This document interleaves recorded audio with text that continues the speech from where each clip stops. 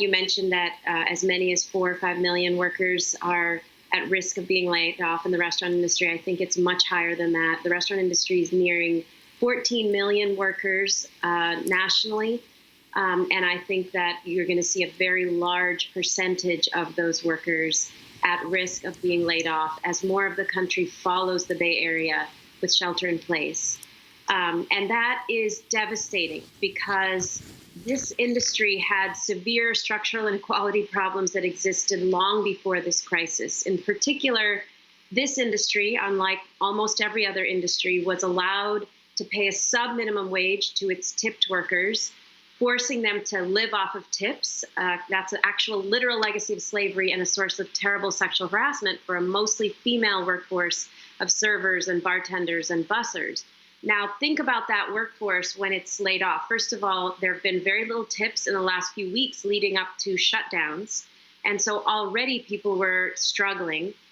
With layoff, people have been living, I call it literally tip to mouth. They got tips on Friday. They were laid off over the weekend. They can't feed their kids on Monday. We started a relief fund for these workers Monday morning at 9:30. We've had almost 15,000 workers apply for relief in just over a 24-hour period.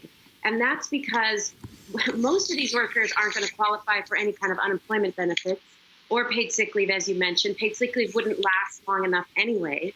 But even if they do qualify, even if they are eligible, that's a sub-minimum wage and a very poor or rough calculation of tips. I mean, unemployment insurance is already a percentage of your income. For sub-minimum wage restaurant workers, you're talking about a percentage of your income. There was a problem that existed before this crisis that is now exemplifying why we needed $15, one fair wage, much more sustainable industry long before the crisis hit. So what exactly are you pushing for, Saru Jayaraman?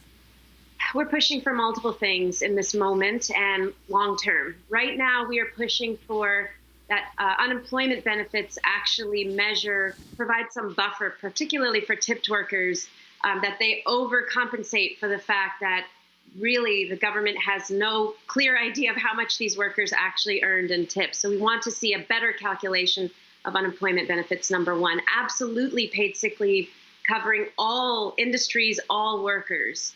And better paid family leave as well. In terms of relief for businesses, we would like to see targeted relief along the lines of what Senator Warren called for, basically targeted relief for businesses that are willing to move to a sustainable model post-crisis. Let's encourage businesses post-crisis. Let's support businesses to stay with us through the crisis and to move to a better model post-crisis so that we're not in the same boat afterwards. So that would look like tax and rent abatements for small businesses that are willing to commit to going to $15 and one fair wage after the crisis.